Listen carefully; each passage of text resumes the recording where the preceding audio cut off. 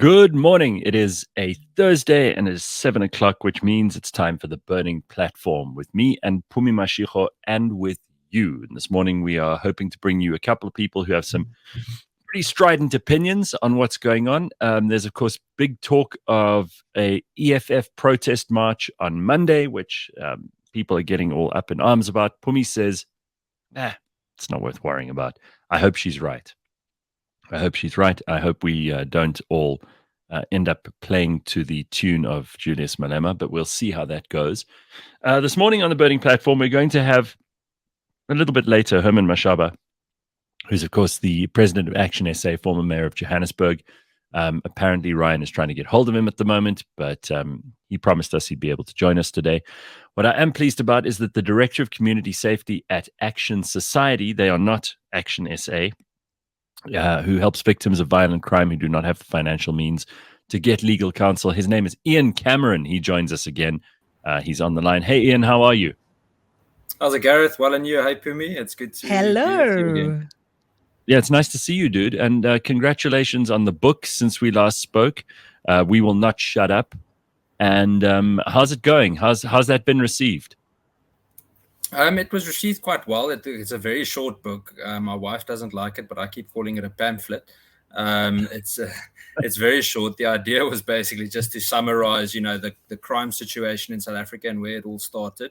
I think, it's important that we're not naive about the current situation with regards to violent crime in South Africa. And what I basically did there is that I took each commissioner over the past 20 years and showed how political interference slowly caused this cancer to spread in the criminal justice system in the broader sense throughout the country. And it was received quite well. Obviously, certain mainstream entities weren't too interested in selling it, but generally it was received very, very well.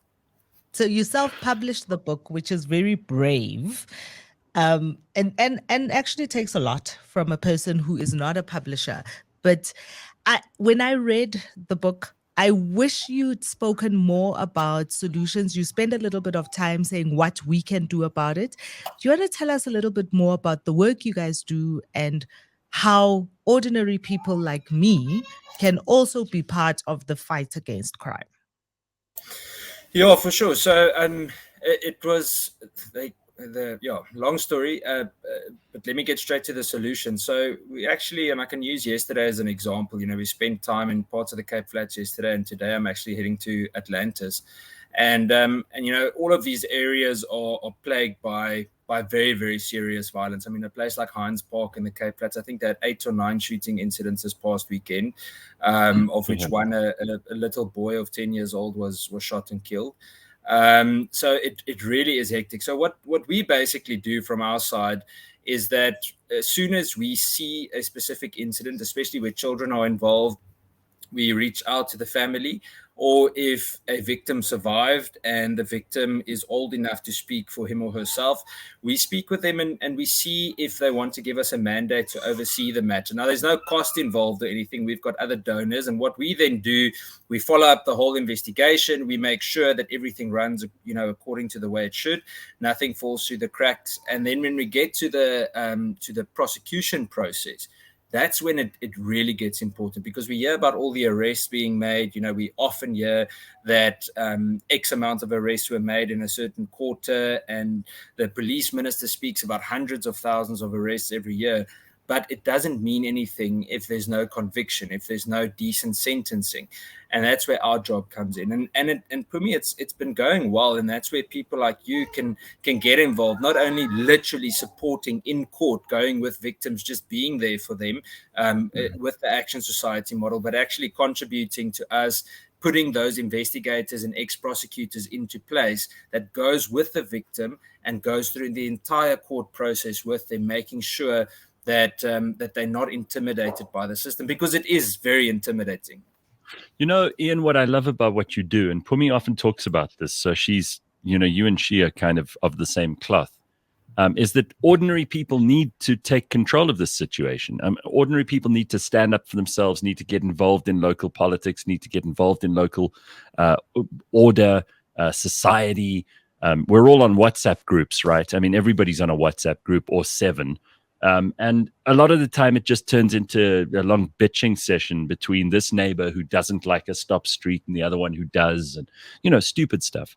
But what you do is you get involved in the unglamorous part of this. I mean, there's nothing exciting about going to court. It's a horrible thing. As you say, it's scary for a lot of people. It's very intimidating. Nobody wants to be facing the person who's done something horrible to them, whether it's a violent rape or an attempted murder or theft or whatever.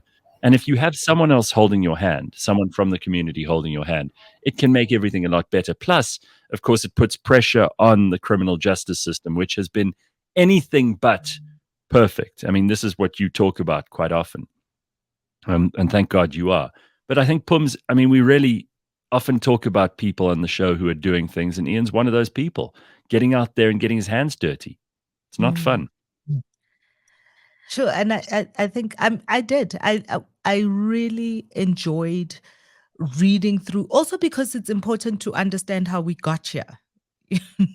How did we get to this place, so that you can identify the areas going forward that we kind of need to be more vigilant about as society, as civil society, more vigilant about when it comes to how our community safety is. I mean, we often talk about the fact that growing up in the township, growing up in Soweto particularly, we used to have what was called street committees, right? Because we couldn't back then trust the system or trust the police. So we all had to be each other's keeper. The community was a very important part to keeping the community safe. So that's what you do.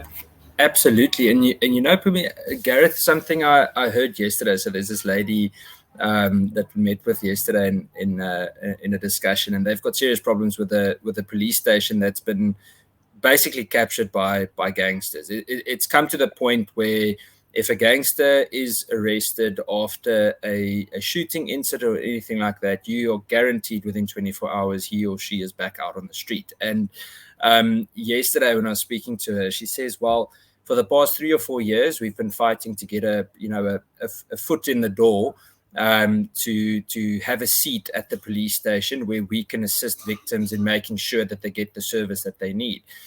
And it's taken 3 or 4 years, but they're actually managing. Soon they will have 1 day a week where they have a space to sit in the charge office and they can help. Now, some people might say, but it's not meant to be that way. But if we're not going to take ownership, nothing's going to change. It's like with the EFF march. I know we're still going to chat about that.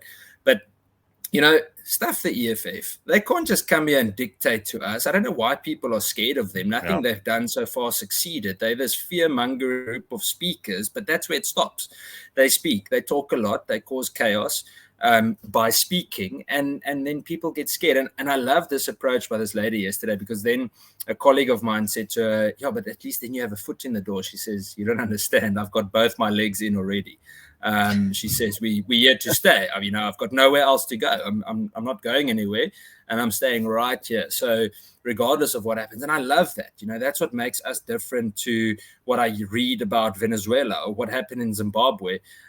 There's this resilience that I pick up, especially in poorer communities, where they just say, hey, we've gone through bad things. If we have to go through them again, we're going to be resilient. We're going to find a solution, but we're certainly not going to flee. So here's something that's been on my mind quite a lot when it comes to community activism, particularly in the face of crime. Criminals are not always strangers, so the perpetrators of these crimes are often people in our communities. It's someone's son, it's someone's brother, it's someone's husband. And then on a bigger scale, in South Africa, when we talk about corruption, and then we still celebrate people like Mamkize, we're still excited to see the things that they do, follow them on social media. How does the communities that you work in deal with loved ones who are the perpetrators of these crimes? So it's very challenging because in some cases we see that they don't speak because they're intimidated at home. We actually have a case now where we had a guy arrested. It was a long story. The case went on for quite a bit, where a reason, let's say, an elderly man raped his neighbor's daughter, and it's his neighbor. So they saw each other every day, and she was in fear, and they are dirt poor.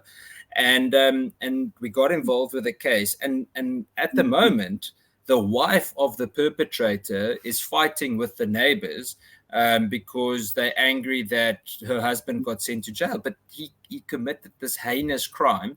So that's the one part of it where you kind of you don't openly admit that it happened, and even if you know, you kind of hide behind the fact that maybe the husband is the one that provides for the family, or maybe he's the patriarch, and therefore, you know, and that's the mindset in many parts or many communities that we work in. And unfortunately, then, you know, you've got a brave woman that steps up, does speak out, she does come forward, and then, you know, we very often see that that they are then intimidated. I must say, for me, in most cases, I'm very, very impressed and pleasantly surprised by the way many women and then children, boys and girls alike, are actually speaking up and fearlessly doing so. It seems that it's on the increase. We see at court that they fearlessly say, and they often say this to us out of their own, that they're not just going to stand there and wait to become victims, or allow someone else to become a victim. And I love this. You know, it's a mindset change where people will say, but we are got this, especially is that often we see that the community don't speak up because they've kind of accepted that it's a certain way of doing. But I love the fact that many younger people are saying, wait a minute, this isn't the way it's meant to be. I shouldn't be treated this way. And I like this. I like the fact that they're speaking about boundaries, having boundaries, knowing that if I'm a child, someone shouldn't be doing this or that to me. And that impresses me. But unfortunately, like with sexual offences, the large majority of sexual offences are committed in a space, an environment that is known to you. It's very often committed by family or friends. And we've seen with the majority of child murder cases that we are overseeing at the moment that the perpetrators were known to the families. And you know, you would kind of think that that's a safe space, but the horrific part of it is that these child murders are so brutal and often includes mutilation and other bad things. So it's not just, it's terrible to say that we're classifying between a normal murder and an abnormal murder, but it's not your normal South African murder. What a horrible thing to say out loud. But you know, it's really come to a point where it's very serious, and it is increasing so much. I can't tell you just the last 6 months how many more murder cases where children are the victims are we getting to oversee. It is absolutely horrendous. Sure. Ian, a lot of people are talking about this EFF protest. Let's get this out of the way. They're talking about a national shutdown on Monday, the 20th of March. You already said you're not intimidated by them. You think that they're all bark and no bite. For some people, though, it's not so much that the EFF themselves are dangerous, but that if they were dangerous, the police would be able to do nothing about it, right? And this is the problem. And you talk about the police. We talked about some national commissioners earlier. I heard the police commissioner on the news yesterday saying, oh, no, don't worry. We've got plans. We will be out there on the streets. We will stop any bad behavior by the EFF. And I kind of found myself going, oh, really? Like you've stopped anybody from doing anything terrible before? Like you've put anyone in jail? Like the Zondo Commission wasn't just a show trial where nobody was actually sent to jail. There are no people in prison uniforms. I mean, I just don't really take anything that any police commissioner says seriously. And the minister of police is like a pantomime dame. I mean, who even knows what you can take seriously anymore? I mean, these people, it's like they're play acting. They don't really mean it. They don't actually have the ability to do this. Our police are a joke and a laughing stock, and it makes me sad to say that, because in any society you need the police. Otherwise, who do you go to when things go horribly wrong? Gareth, there's no simple answer for this because, yesterday and actually today, let's say the last few days, I met with several police members that work in, call them specialized units for lack of a better word, but they were placed in units without getting the training for those units, but their hearts are in the right place. They want to work. They do good work. But they all tell you, and I've got several good friends in the police that will tell you that they made this arrest, and after that they were either intimidated or they were transferred to a less busy station, or a station where they couldn't be confronted by, for example, organized crime, gangsterism, etc. So the senior influence in the South African police service in terms of corruption is absolutely massive. So there's a good reason. I'm going to come to the EFF now. There's very good reason for what you said. I must compliment you about your saying that Minister Becky Cele is a pantomime dame. I think that's the best description I've heard in a very, very long time. It really has to come to the point where you can't trust, especially senior police members. Let me give you an example. In the Overberg district in the Western Cape, there's a general called Major General Musholoji. Now, Musholoji came into the police in 2011. She was straight appointed as a brigadier with a national diploma in public relations. Not many years after that, she became the visible police commander for the entire Free State province without any practical police experience, not even firearm competency, zero, nothing. She failed all of her executive development learning programs. And guess what? Last year, October, she gets promoted to Major General from Brigadier, and she becomes the Overberg District Commander, an operational position, not even an administrative position. And so we make this public, and I speak about it all over. And guess what? She opens a criminal injuria case against me for telling people what her qualifications are. And the sad thing is that her own cops laugh at her. They say, "Are you nuts? Why are you making this case against him?" So, all right, hold on, Ian, because what I want to do quickly is bring on Herman Mashaba, who, of course, is the leader of and president of Action SA, the former mayor of Johannesburg. Hello, Herman. How are you? Good morning, and my deepest apology. I was held up by the ANC, by the SABC without giving me notice. We were supposed to finish at 7, and then all of a sudden, this says, Herman, please hold on. We're going on to the news, and we're off they went. So I really deeply apologize. It's not a problem at all. So, Herman, before we even talk to you, I want to play you a clip from Julius yesterday and then have your response to that. And then Ian's also got some things to say about the EFF. So take a look at this first. I don't know why we really are being asked about Herman Mashaba. Because Herman Mashaba is a clown of note. Like, it's just a matter of time, man. Those are irritations that come with democracy. Herman. I mean, his political party's ideology is what? So I have no time for Herman. Herman is like these other loud noises that are. What will Herman do, for instance? Because when Herman speaks, you must ask him. But they're saying the shutdown is going on. What are you going to do when? What will he do, Herman? There's nothing he can do. Nothing. Unobulela nje. Unonchamoya ofisha. Unandrive bulela. Abuleli selo. So Herman Agazar just said he will never tell us anything. He won't do anything. All right. Well, I mean, there he is barking again. We don't know whether he's got a bite, but Herman, your response to this? What do you say when Julius says you're a clown? Well, I think I'm happy to really be the clown that's busy, obviously, disrupting the nonsense that has happened over the last 28 years. It's not going to be politics as usual, where we are governed by people who've never really produced anything in their lives. The only thing that they know is to really go out and insult people and cause havoc in our country. Just imagine, to colleagues and fellow South Africans, someone who says is having this shutdown because people are unemployed. But at the same time, you're calling for businesses to close. You're asking school children not to go to school. What kind of logic is this? In a country where in 1996 a constitution was passed where protests are enshrined as a part and parcel of what South Africans are entitled to do, but you cannot really force it on other people.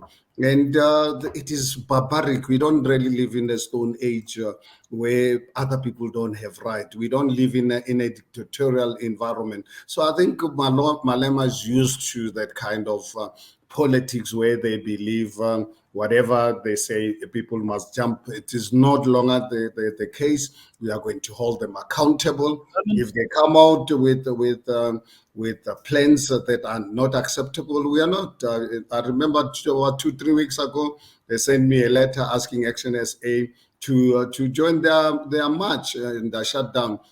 Actually, after when I looked at it 5 minutes later, I said, this one does not even deserve to receive the response. So I never even responded to it. All right, but you have worked with them before in the city of Johannesburg and all the rest. I mean, when these are the former coalition partners or whatever, when they start talking about you in public like this, I mean, it's what Pumi and I were discussing a little bit earlier. There seems to be no collegiality, and it seems to all be about personality politics. Do you believe that the EFF's protest on Monday is going to disrupt things? And what will you be doing on Monday? I mean, are you going to, like Julius says, what's Herman going to do? Are you just going to carry on business as usual? I am going to carry on as business as usual. I don't really support their protest because it's got an element of violence in it. I would not want to really get involved in violence. When I live in a democratic environment, I have a constitutional obligation to ensure that I respect the rights of law-abiding South Africans. So I will not really get involved in chaos and coercion, because what Malema and his people are promoting, it's anarchy. So I don't want to really be part of anarchy. So my life is going to carry on as usual. And I'm disappointed in President Cyril Ramaphosa. I wrote an open letter to him that he's really failing this country. This is the time when President Cyril Ramaphosa should have come out every day to assure South Africans of their safety, to say those who want to go to school, those, in fact, not those, actually school children must be forced to go to school because Monday is not a public holiday. They cannot be stopped by Malema do not go to school. And schools and teachers who do not come to work, they will face consequences. But Malema and his EFF, they can carry on as long as they respect the others. Businesses to open and assure them of our law enforcement agencies to do what is right. The man is gone. I don't understand why the President I hold him accountable for this. Of course. I'm not surprised that he hasn't spoken to us. He never speaks to us anymore. It seems like, he's never addressed a whole bunch of things that we keep asking ourselves. Is there anyone in charge? Ian, what are your comments about, first of all, what Julius had to say there, mostly about Herman, but also about what Herman's just said? We were talking about how we can't actually trust the law enforcement people to do their job because they're not competent in so many places. That's where we were at in the discussion when you joined us, Herman. What do you say, Ian? Even if good morning, Herman. Even if the EFF, even if the police were competent, they don't have the resources to do what they need to do. It would be physically impossible for them to handle a situation like the July 2021 riots. In fact, they're worse off now than they are then. Remember, just as a small example, before I get to the EFF, the police in South Africa used to do their maintenance competency shoots once a year. Then they didn't have enough ammunition. It became once every 2 years. Then they didn't have enough ammo again. Now it's once every 5 years. So it's something basic like that they don't even fulfill properly. Now, in terms of the EFF, look, in terms of the comments that they made, if the EFF says that about you, you're on the right track. So if the EFF or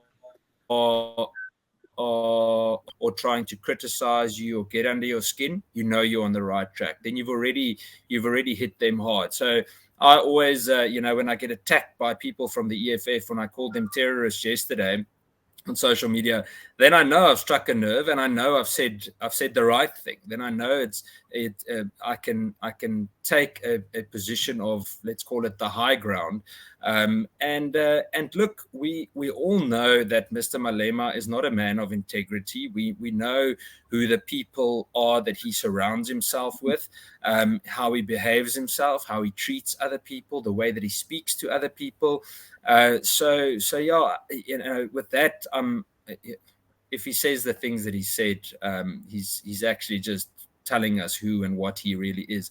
In terms of Monday, I'm not worried about the EFF. I'm worried about other elements that abuse the situation to commit crime, and that's where it becomes dangerous. That's where you've got opportunists that jump on, one tire burning becomes 20 tires burning, and then you've got people that start looting shops or something else, and that's when it becomes a bit more dangerous. And this is where I say, and I say it very openly and publicly, communities like we saw in July 2021, and I don't think it's going to have nearly the same kind of impact, but just for example's sake, must organize themselves, because a well-organized community within the legal framework deters political violence as well as criminal elements. And I think that's very important.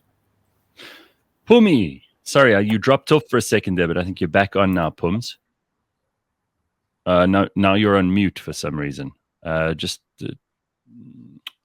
know Pumi's got lots to talk about here. She dropped off for a sec. I don't know what the hell's going on in the studio.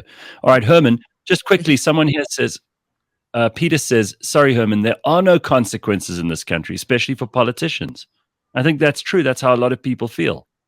Well, I think there's nothing further true than that. If you look at a big percentage of ANC people in parliament, if you look at our parliament, it's a crime scene.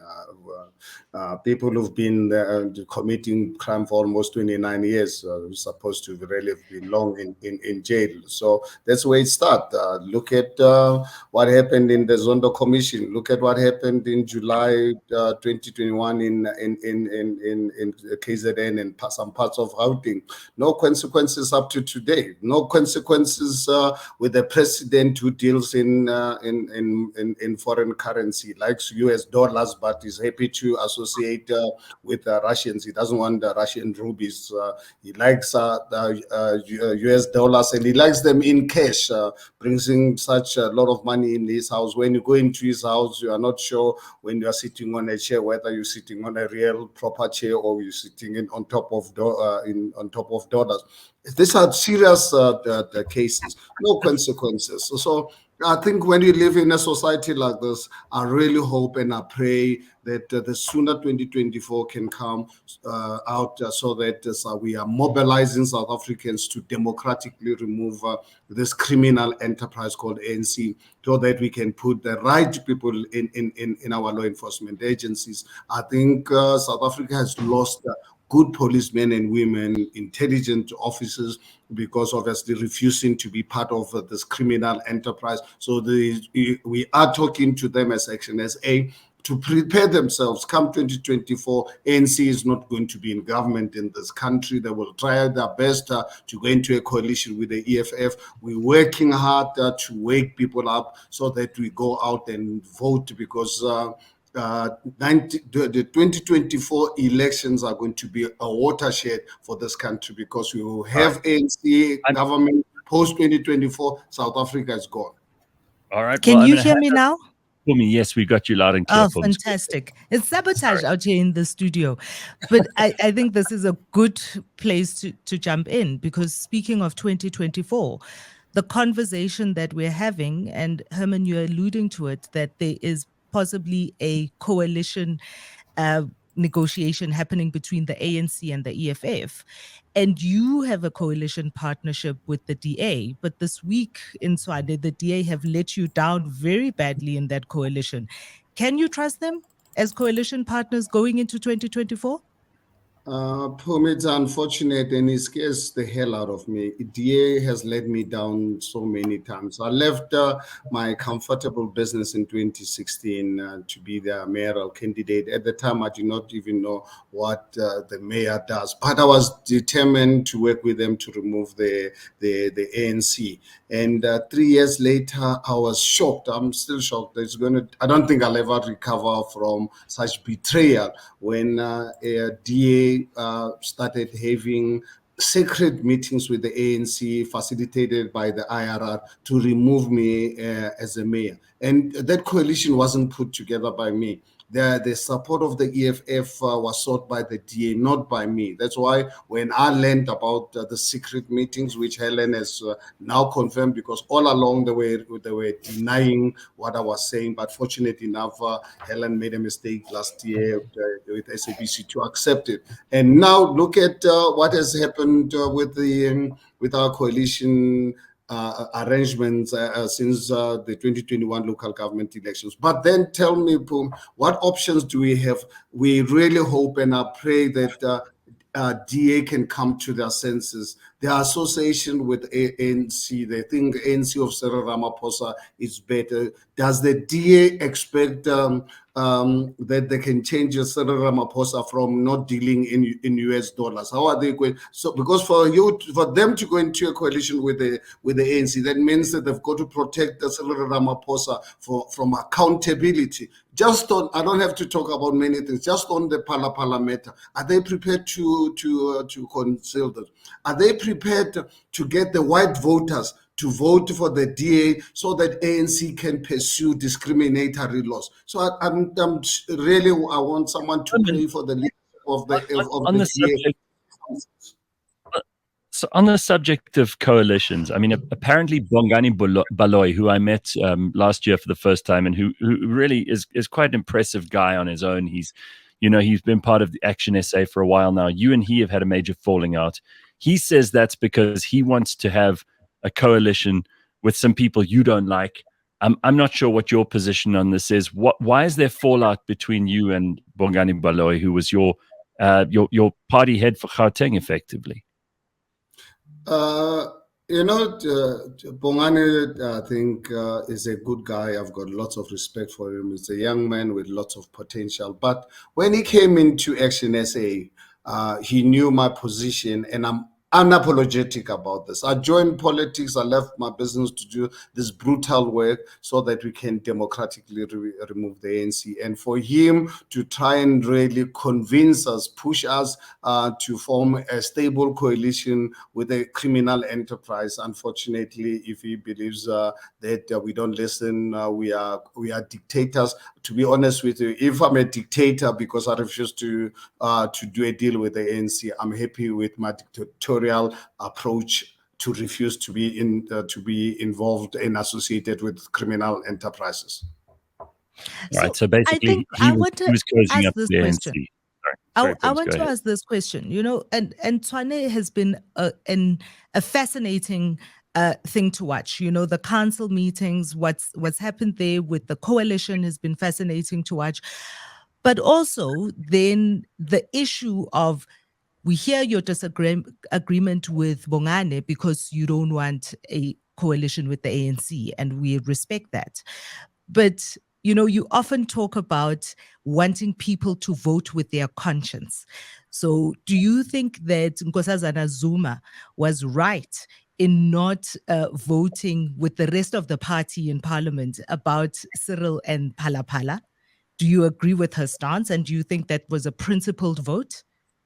I think let me give you the context, because obviously it's important to really understand this. If you look at Action SA, please look at our constitution. We allow our councillors to vote with their conscience. But it's important for them, when they have an issue, to raise it at caucus, because we want, when we go to council, we must go there knowing how we're going to be voting. But you can't be in caucus with us. We agree on a particular report, whether we approve or we disapprove. And we all agree, we issue a statement, let society know how we're going to vote. and then you end up voting otherwise, and you tell us it's conscience. I mean, please, that's a reason why I'm sure you're aware. You saw in the media yesterday. We are lying charges against the ANC for offering 2 million rands bribe to one of our councillors. So But how do you know? You call this conscience?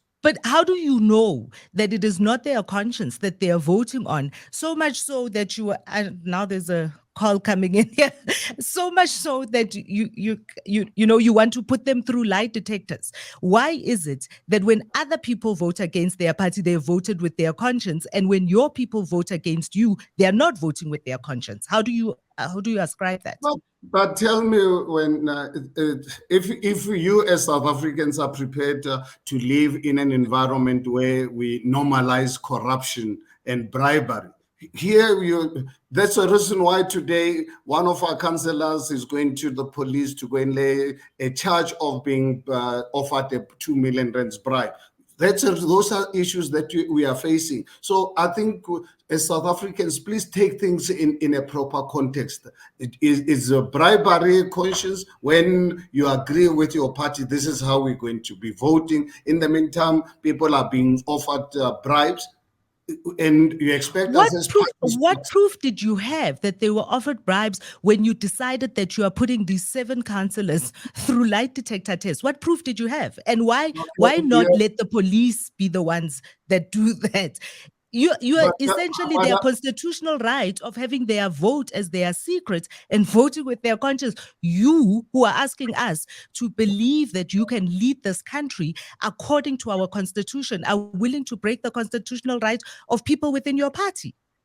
Please read our constitution, including our electoral act regarding secret ballot, secret voting. It does make sure provision to ensure that people are not really using bribery as a means of talking about consciousness. So I think what your I'm saying to you, constitution can't be against the constitution of the country.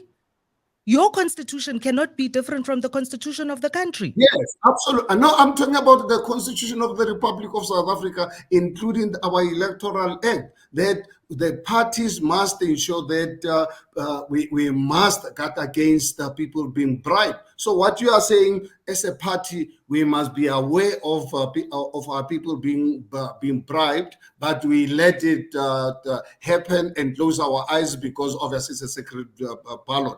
And when someone has agreed with us in caucus, we agreed. And what is important as society, we have to, when we go into caucus, everyone is permitted to ventilate their objections or their approval of a particular subject. But you cannot obviously agree with your caucus. You agree with your party to issue a statement that this is our position. And then when you go into council, because it's a secret ballot, you've been offered money, you vote differently, and you tell us it's conscious. I don't think, honestly, South Africans are so fools to really understand that, because corruption, it's a huge problem in this country. Go with our team today, you're in the media. Go with our guys and go and listen to our councillor who's going to be laying a criminal charge against the ANC for bribery. So I think the question I'm asking, which you haven't responded to, is what proof did you have that there was bribery, and why not take that proof to the police, but rather put these councillors in your own process, which violates their constitutional right to have their vote as a secret? I'm not sure how I must explain this. At 10 o'clock this morning, the councillor is going to the police. So I don't know what language I must use. It's not even actually, I say this, is the councillor who's been offered a bribe, is laying a criminal charge against the NC for bribery. So what more can I then? No, I hear you. Gareth, we can't hear you, or I can't hear you. Sorry, there we are. can I just Gareth, ask? would you guys really mind? When I accepted this interview, I'm sure you're aware it's publicized widely. I'm addressing a breakfast session at 7:30 and I know that. People have paid for that, so I think you, I'm going to be rude. So would no, you no, mind? not at all. I'd love to Thank be you. another 2 hours with you, but unfortunately, I've got No people really waiting for me, and they've paid for this. All right, no Thank you for problem at all. coming. Herman, thank you. Yeah, thank you for coming. Thanks, Herman. Thank you so Bye-bye. much, and I appreciate the opportunity. All right, and let's hope that Monday is not a mess. Herman Mashaba, who is the president of Action SA, former mayor of Johannesburg, always good to have him on. Pumi giving him the gears. But Ian, I mean, this is what, we want politicians to be given the gears. They seem to have a very easy ride in some places in this country. You were telling us before Herman came on about this this commissioner or the general who's in charge of the Overberg region. Do you find that when you are helpful and your tone is friendly, and I'm sure this is how you start, you don't start off being combative, do you get further with people even if they're not necessarily competent, but by being polite? Yeah, absolutely. Look, there are amazing cops, and unfortunately, a lot of them didn't get the training that they're meant to have, but they have the right heart. So I can honestly say, Gareth, I think 95% of police that we work with are fantastic. They really try hard. I think the danger that we have in some parts, especially where gangs are so prominent in parts of Gauteng, Western Cape, and parts of KZN, is that it's so deeply entrenched, it becomes dangerous to speak with certain people. So you don't always know who you can trust.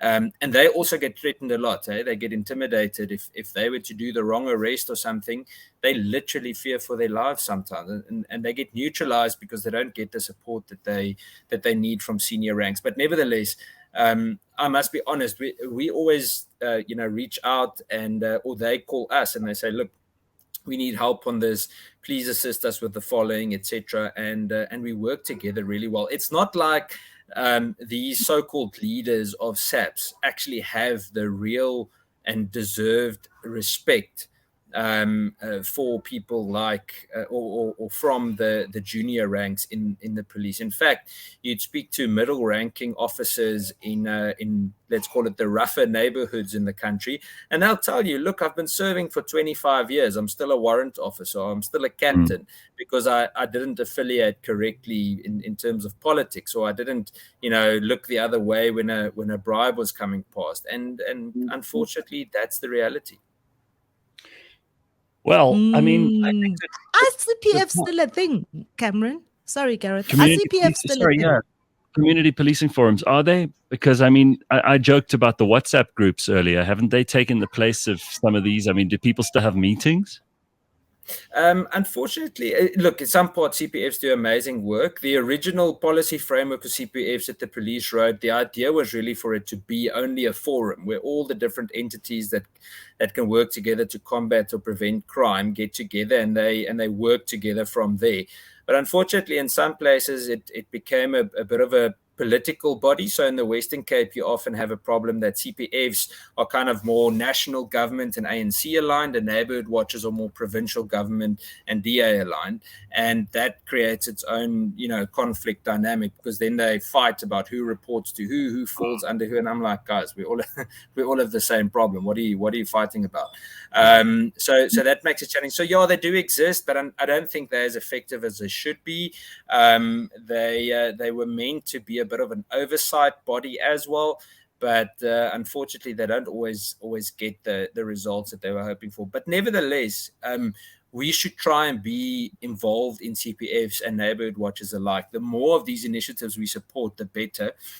And this is a thing, I listen to some of the politics going on and the fights, and I saw a tweet by the Premier in the Western Cape about something that was said about the vaccine yesterday, and that people should be held to account for believing that the vaccine doesn't work. And you know what? Yeah, I want to say to some of these politicians, we've got more serious problems, man. We've got 84 people being killed every day, and you're worried about who decides to vaccine and who not. geez, get your priorities straight. Half the country's in the dark for half of every day.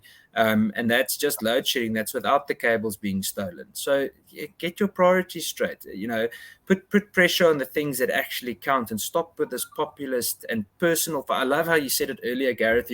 It's personal politics. It feels like it's more personality based than actually. And I don't know who to believe anymore, because every story sounds legitimate to me. So Yeah. I'm so confused with everyone that I hear.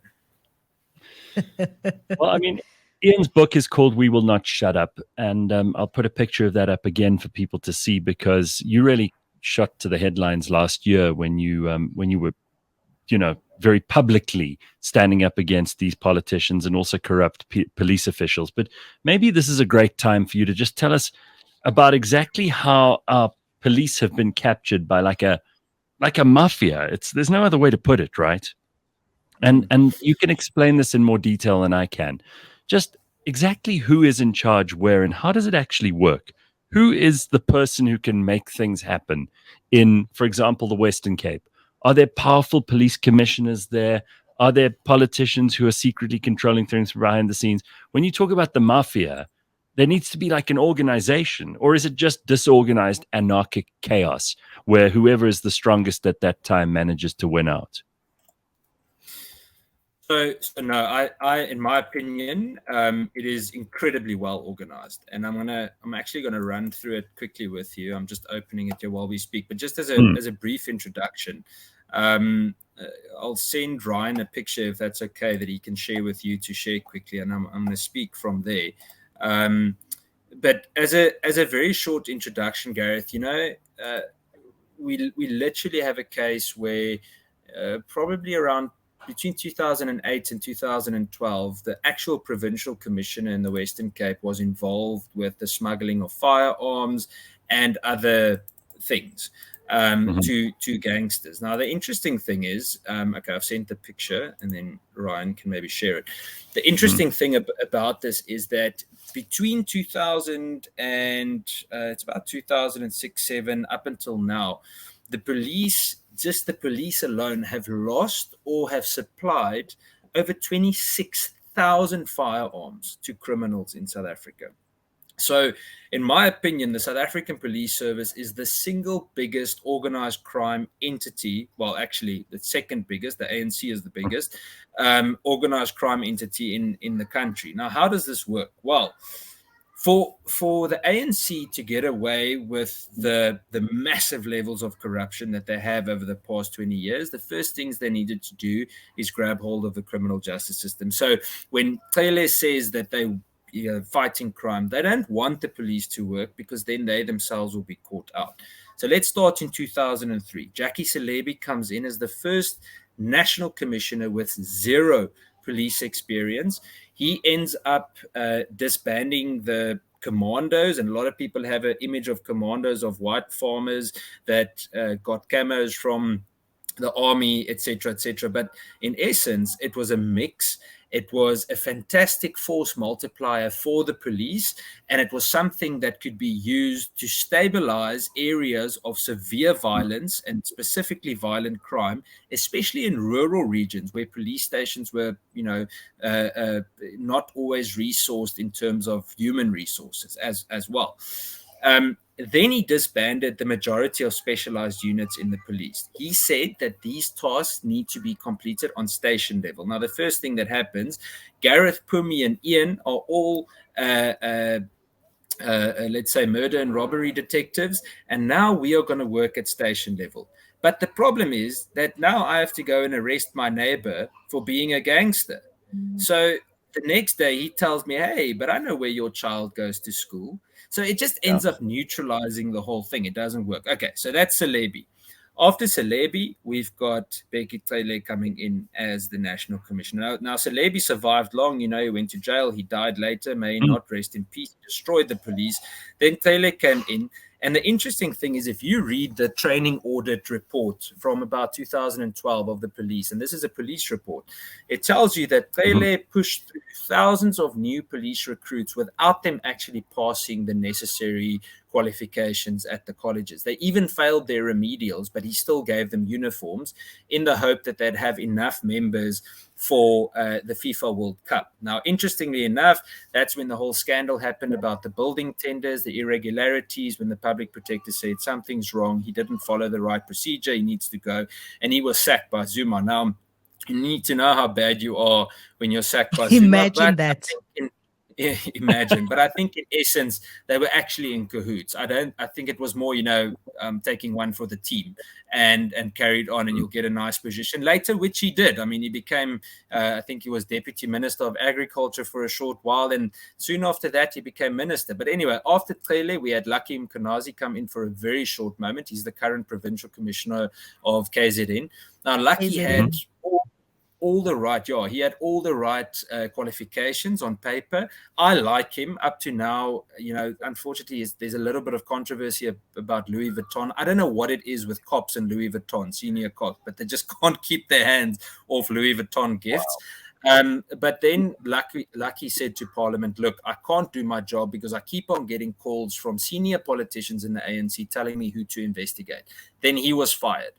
Then after him came Ria Piecha. Now, Ria Piecha, after 2 years, she gave herself a 10-year service medal. She gave herself the amalgamation medal. She gave herself the FIFA World Cup medal. And the list goes on. So she was like a Gaddafi. She was listed with medals and everything without any experience. Then she was sacked off Americana.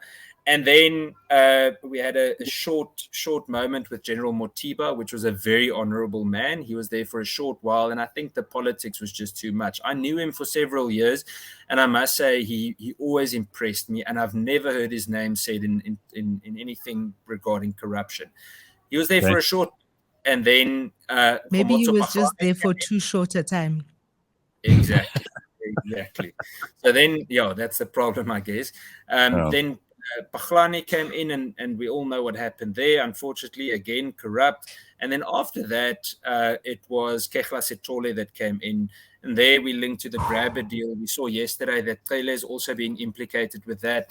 Fikile Mbalula was involved with the grabber deal. So the point I'm trying to make is like it's a gang of godfathers, it's a gang of dons, and it's like with the cabinet reshuffle, the dons' reign just continues because Trele knows everyone's dirt. He's involved in the taxi industry in KZN.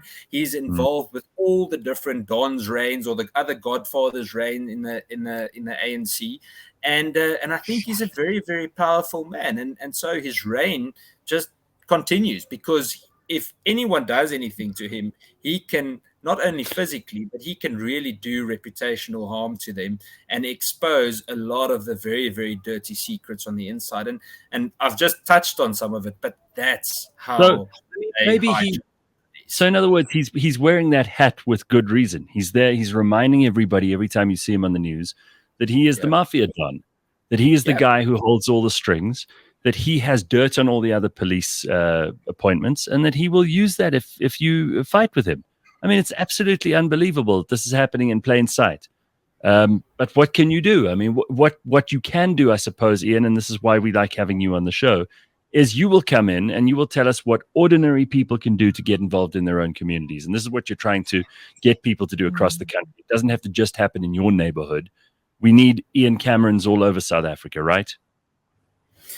Yeah, I think, look, Gareth, I think a lot of people, often people say, but aren't you scared for your safety and so on? But my opinion is the more of us speak up, if you're not walking around with secrets, the danger is far less for you. So speak out, speak up. The more of us do that, they can't arrest all of us, can they? No. This is my issue sometimes with big corporate South Africa. I say, guys, but you can literally numb the South African government. You can hurt the ANC so badly by saying, hey, should we take a tax holiday for a little while, because you keep pushing us to do the wrong things. But it's like there's just no backbone. There's no. It works for them. Ian, Ian, the chaos in our governing system, the chaos with our government works for private sector. It works for them. They are making money. You just have to look at Sense announcements and how much bonuses people are making and how much the executives are getting paid and then you know that it is not in their interest to change anything. You know, when you're paying 114 rand for 6 liters of milk at Woolworths, and the CEO is earning millions in bonuses every year, it's not in their interest to look Absolutely. at the regulation of the cost of, you know. All right. Well, let's end on a high note, because I mean this has been a very depressing way to look at the start of this year, and really we're only in March already, and the 20th of March is now going to be a national shutdown supposedly. Yes, I was just getting ready for Christmas. Sorry, why did you remind me it's only March? You two have said that that you're hoping that the EFF is not going to really achieve anything on Monday, that it'll be a bit of a damp squib. I certainly hope you're right, and I think just judging by the comments, that's how most people are feeling in terms of what they hope Monday will bring. But either way, look after yourselves. And Ian, thank you for checking in with us again. It's always good to see you. I encourage anybody who has not to check out your book. Here is Ian's book. It's called We Will Not Shut Up. And I'm very glad that you are not shutting up. Let's all take a leaf out of that book. Yeah, you know, if anything, Ian reminds us that there's more of us than there is of them. And it's important for us to be part of the, you know, stand up for ourselves, stand up for our communities, because there is more of us. There is more of us. Right. There will always be more of us than there is of them. We just need to stand up. Excellent. Everybody be good, and we will see you tomorrow morning at 6 o'clock. Ian, thank you. Pumi, thank you. And cheers, everybody. Have an awesome Thursday. Bye-bye.